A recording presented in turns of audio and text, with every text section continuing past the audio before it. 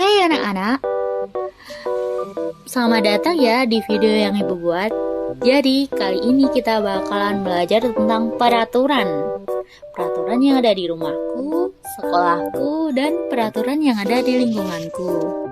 Tujuan pembelajaran kita pada hari ini yaitu peserta didik dapat menjelaskan makna pentingnya menaati aturan sebagai bagian dari kehidupan yang tertib dan harmonis.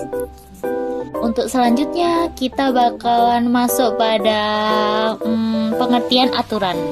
Aturan itu apa sih anak-anak? Nah, mungkin kalian sebelumnya pernah dengar atau kalian malah pernah lihat ya tentang aturan yang ada di sekitar kita. Nah, aturan itu bisa disebut dengan sebuah pedoman atau ketentuan yang mengatur perilaku, baik tingkah laku manusia seperti itu. Dalam lingkup individu, kelompok maupun lingkup masyarakat luas. Seperti itu anak-anak. Lanjut ya anak-anak. Kalian tahu nggak aturan dibuat itu untuk apa? Nah, pada sesi kita selanjutnya kita bakalan belajar tentang tujuan adanya aturan gitu. Pasti kan aturan itu dibuat pasti punya suatu tujuan kan. Nah, tujuannya di sini itu untuk menjaga suatu ketertiban.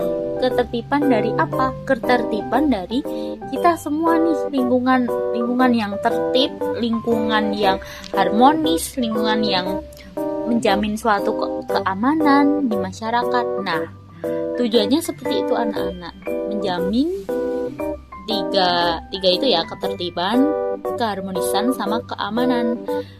Nah, kalau seandainya kita nggak punya aturan nih di dunia ini, nah itu bakalan timbul suatu kekacauan sama suatu ketidakadilan. Nah, kita itu kayak merasa bahwa kok ini ada yang kurang dari aku gitu, kayak kok ini nggak adil ya bagi aku gitu. Mungkin kita pernah merasa seperti itu ya. Di sini ada contoh aturan di rumah ya anak-anak. Nah, contoh aturan yang ada di rumah itu seperti contohnya kita minta izin nih sama kakak kalian gitu. Seandainya, Kak boleh minta izin nggak itu pinjam HP-nya dong buat itu ngerjain tugas, mau searching di Google gitu kamu minta izin. Jadi kalian tuh minta izin gitu loh sebelum minjam barang milik orang lain walaupun itu anggota keluarga ya.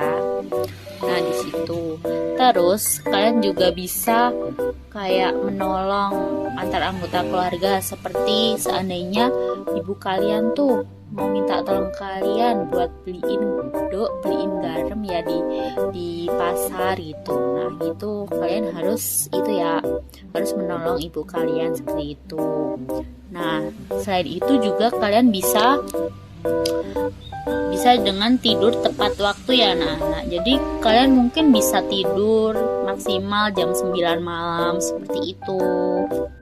Ada contoh aturan juga nih, selain di rumah ada contoh aturan yang ada di sekolah juga nih, di lingkungan sekolah. Nah, contoh aturan yang ada di lingkungan sekolah itu sebenarnya banyak ya. Contohnya salah satunya tata tertib nih. Nah, tata tertib itu pasti kan mungkin di kelas kalian mungkin ada ya tata tertib kelas gitu. Nah, mungkin tata tertib kelas itu bisa berisi tentang adanya kayak menjaga kebersihan kelas. Contohnya, bagi yang piket di hari Senin, sebelum pulang harap piket terlebih dahulu. Jadi sebelum pulang alangkah baiknya piket terlebih dahulu seperti itu.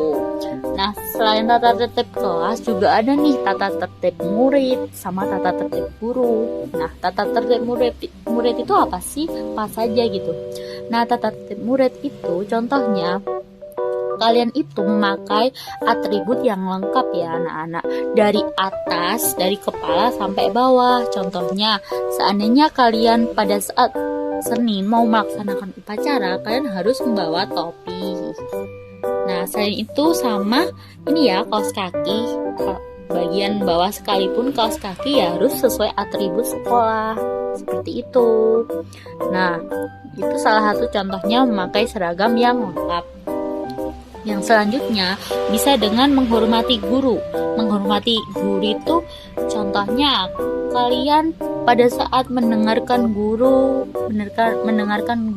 menjelaskan sesuatu materi gitu, kalian ya harus dengerin dulu, jangan malah ngobrol sama teman sebangku. Itu tidak baik ya anak-anak, itu tidak diperbolehkan. Itu seandainya ada orang lain nih yang ngomong sama kalian, atau ya ada orang lain yang ngomong sama kalian pun harus mendengarkan orang tersebut ngomong terlebih dahulu, baru kalian bisa menjawab pertanyaan tersebut gitu. Seperti itu sesuai dengan etikanya seperti itu.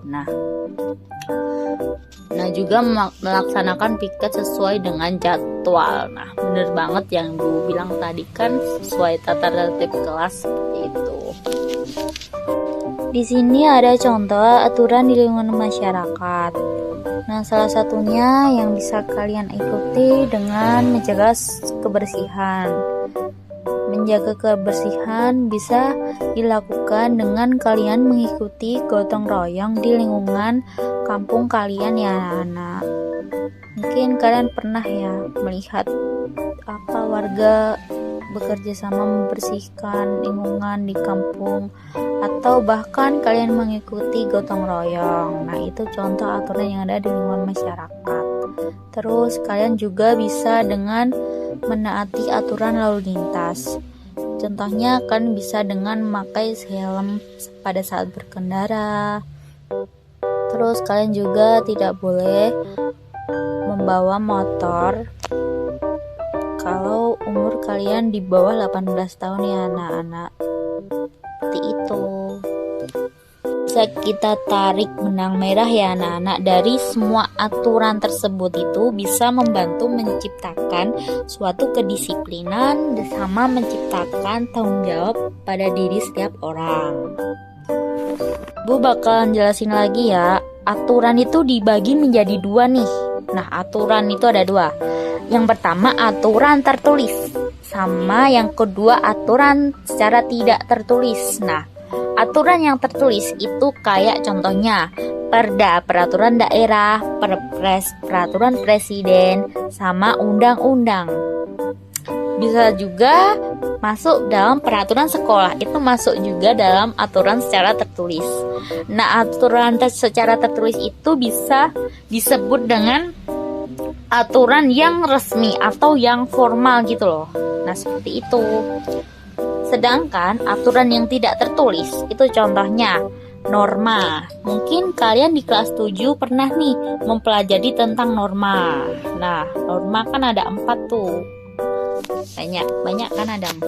Nah mungkin kalian flashback lagi gitu. Nah untuk selanjutnya juga di sini ada hukum adat ya anak-anak.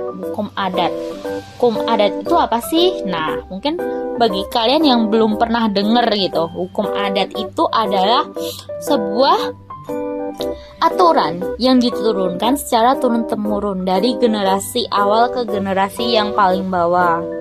Gitu seterusnya gitulah istilahnya. Nah, hukum adat itu biasanya digunakan bagi masyarakat adat. Contohnya kayak di suku Baduy kayak gitu. Mungkin bisa di masyarakat Sunda gitu. Masyarakat Sunda ada juga namanya Kampung Naga itu masyarakat adat di sana gitu. Di sana biasa disebut dengan pamali ya, hukum adat. Pamali mungkin di sini mungkin orang zaman dulu itu pernah menyebut kayak bilang pamali duduk di depan pintu gitu. Mungkin pernah kan bilang seperti itu orang zaman dulu. Nah itu disebut juga hukum adat gitu. Dan jadi masyarakat adat itu yang menganut dua sistem hukum. Yang pertama hukum nasional. Hukum nasional itu ya kayak tentang perkawinan kayak gitu. Itu masih mengikuti kayak ya tetap dicatat di KUA juga, sama tetap mengikuti adanya pemilu seperti itu. Seperti itu anak-anak. Di sini juga ada sanksi ya bila kalian melanggar aturan gitu. Yang pertama, dalam aturan tertulis itu juga bisa mendapatkan suatu sanksi ya. Sanksinya bisa berupa pidana atau bahkan denda. Contohnya denda. Kalian seandainya nih, kalian nggak bawa SIM, nggak bawa kartu STNK pada saat berkendara gitu, pasti kalian bakalan ditilang sama polisi. Nah, salah satu sanksinya itu ya mendapatkan suatu denda. Denda bisa berapa ratus ribu. Nah, itu dendanya seperti itu. Nah, untuk selanjutnya ini juga aturan secara tidak tertulis juga bisa juga mendapatkan sanksi ya anak-anak. Sanksinya itu seperti sebuah teguran atau peringatan. Nah, kalau peringatan mungkin nih kayak di masyarakat adat ya, kayak di hukum adat tuh mungkin di sana tuh bisa diingatkan terlebih dahulu. Kayak sanksi yang ringan gitu, diingatkan terlebih dahulu. Nah, kalau seandainya melanggar aturan yang berat, nanti bakalan mendapatkan sanksi yang berat juga. Bisa juga dikeluarkan dari perkampungan adat tersebut. Jadi itu sanksi yang beratnya seperti itu.